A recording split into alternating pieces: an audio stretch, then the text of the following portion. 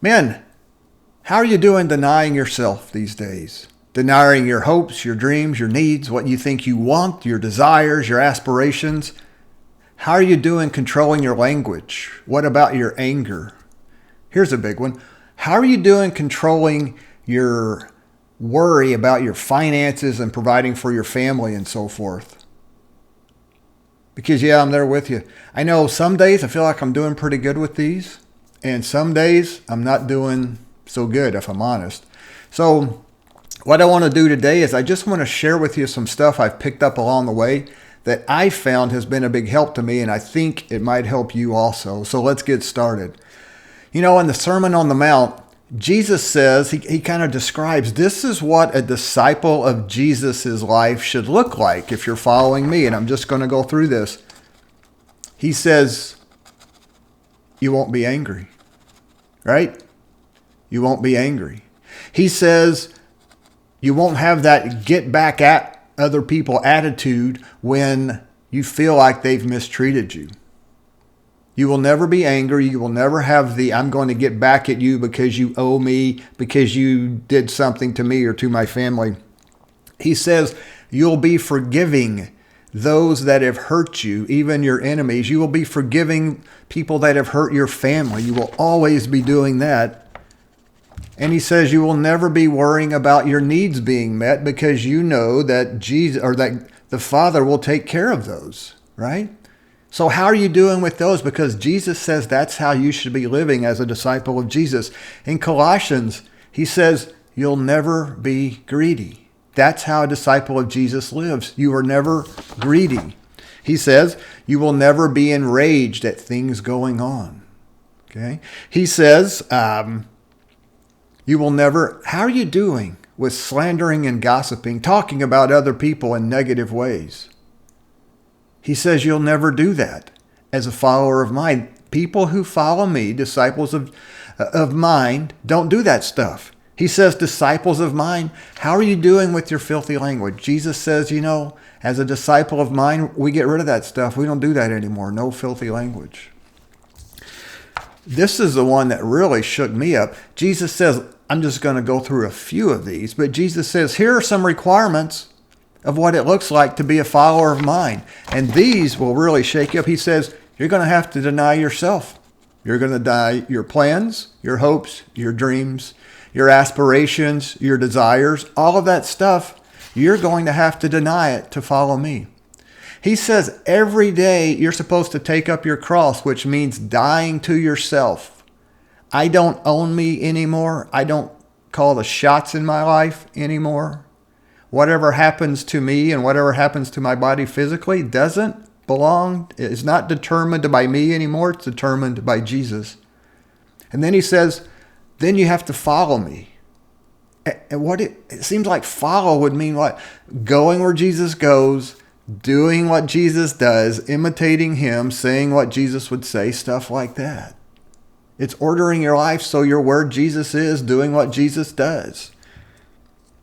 And he also says, oh, by the way, why don't you go out and sell all you have and then give those proceeds to the poor so you can store it for yourselves treasures in heaven? I always found that a tough one.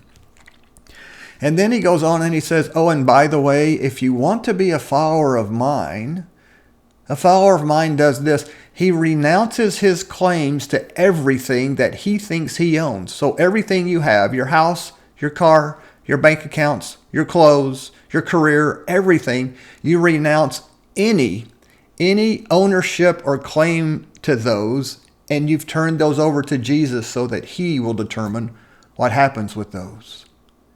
And that to me seems pretty tough stuff. It seems like pretty tough stuff. And so I want to get into how do we approach this, because this does seem difficult. But what I want to share with you is a challenge that I've got going on right now that I think is a direct help with this, and I call it the Northstar challenge. And just a little bit about how that works. Let's just walk through it real quick. So what we're going to do, it's a 5-day challenge, and during those 5 days, you are actually going to Walk out at the end of those 5 days with a clear North Star for you to orient your life around for the next 12 months. We're not talking about a lifetime here, but for 12 months. And the way this works is it's not a group thing. It's not something you do online as a course. It's you and I talking one-on-one on the phone. That's it. You and I, 5 days, we talk one-on-one on the phone. We're going to work through a process. And at the end, you're going to have a clear North Star of what your life looks like, or what you're shooting for to make your life be about for the next 12 months. Now, there is a cost to this, but check this out. I think this is pretty neat. The cost is $20, but none of that money comes to me. The way it works, and down in the show notes is all the information you need about this challenge. But down in the show notes, you will find there are 3 organizations listed with links to their websites. So the $20 is paid like this. You go to one of those websites. They all work on reaching the 3 billion people that do not have access to the message and the story of Jesus. Click on one of those websites. Make a $20 donation. Take a screenshot after you've made the donation that you made it. And then you send that screenshot to me. Either text it to me using the phone number listed in the show notes or the email. And I will contact you and we will set up our first scheduled phone conversation. And the neat thing is it's just one-on-one, you and I. So we'll set up the first one. And then after that, we'll figure out what works for your schedule for the second one and so forth. So it's very flexible that way. Anyway, check everything out in the show notes. I think you will find it a big help. Having a North Star in my life that I know what I'm shooting for. And then I review that almost every day. Helps me keep my life in order and my priorities in the proper framework. All right, back to it. So we have all these descriptions of how Jesus says this is how we are supposed to live, but I don't know if you've had the same experience that I have. It used to be when I would read that stuff like in the Sermon on the Mount or Colossians 3 or the requirements that Jesus says these are the characteristics of a disciple of mine, I could never live up to them. I always thought I'm a constant failure. All this does is depress me, discourage me. I'm beating myself up because I'm such a failure. Then I begin to realize, you know what? Jesus doesn't say this is a good idea and this is how you should try to live as a disciple of mine, but I know you're not going to do it, so don't worry about it. It seems to me Jesus says this is how we're supposed to live and I expect you to live that way. And so if Jesus is saying this is what it seems to me anyway. You do with this what you want, but this is how it seems to me. If Jesus is saying this is how I expect you to live, and he doesn't give us an out as saying, well, I know you can't do that. You're not perfect, da-da-da-da-da. He simply says, this is what I expect of you. Then that means there must be a way to live that way, right? Jesus sets the expectation. He doesn't lower the expectation or the standards. And he says, I expect you to live that way. So that should be exciting to us that, hey, I could actually live the way Jesus is talking about. So the only question becomes, if Jesus sets the high standard, he doesn't lower the standard, and he says he expects us to live up to that standard, then the only question is, how? How do I live up to that standard? And there has to be a way, or Jesus wouldn't say, these are the expectations.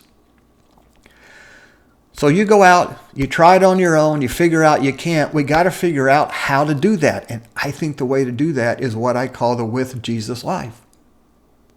Learning how to live with Jesus, otherwise known as the eternal living life or the kingdom of God life or the abundant life.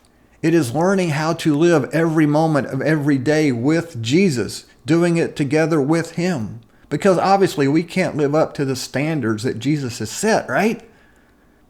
But we got to learn how to do it with him. So I'm going to make this very practical, and I think here's a great jumping off point. Jesus says in John 14, 21 through 24, and I find this so fascinating. Jesus says, if you love me, you'll do what I say. Okay? And I used to use that and say, boy, you got to do what Jesus says if you say you love him. But this is the cool part that I haven't realized until in the last few years. In that passage, Jesus says, hey, if you go out and do what I say, the Father and I will come and be in you, reside in you. But he also says, and I will manifest or show myself to you even more. So if you want to have more of Jesus in your life, running your life, empowering your life, guiding you, giving you, teaching you, showing you the ability to be able to live the way he says, it starts with doing what he says. So this is the recommendation I give to people. I don't think you're probably going to have to go into the Bible and look this up. Sit down, literally. This is my little action step or challenge I want to give you. Sit down with a writing utensil and a piece of paper and write down all the things that you know right now, Jesus is asking you to do, but you are not doing. I call this my 9 obedience list, and I have done this. I literally have done this. Write them out, make a list, and I think the shocking thing is going to be how long the list is. If you do need any help with this, I would recommend reading through the Sermon on the Mount, Matthew chapters 5 through 11, Colossians chapter 3, verses 1 through 17. Those are 2 great places to start. If you want to go on, you can do Galatians 5 also, but that will give you a list of the things that you should not be doing and the things that you should be doing, and just make a list of all the things that you are disobeying Jesus in. The list is going to be long. You can't work on all those at one time. It's too many. This is the most cool part I found, is I sat down with my list and said, Jesus, this list is very long. What are the few things that you want to start working on? Because the list is too long to start working on all of them. And he showed me, I believe it was 3 that I started on. And then the next question, I said, well, how am I supposed to do this, Jesus? And so I just walked through very practically what are things I can do every day to work on this. Not big things, not hard things. What are simple things I can do every day? One of the issues I had was forgiveness. So here's what I did. I'm talking about making this so practical. I made a list of all the people that I'm struggling to forgive. Okay, made a list of all those people. And every day I had to pray for one of the people on the list that God would bless them more than he's going to bless me today. And I told him, God, I forgive them. And by forgiving them, I'm giving up my right, what I think is my right anyway, that they should have to pay for what they did to my family. And I had to do this every day for just one person on the list, and I kept working my way through the list. I am telling you, the neat part of this is you do not have to work through the entire list.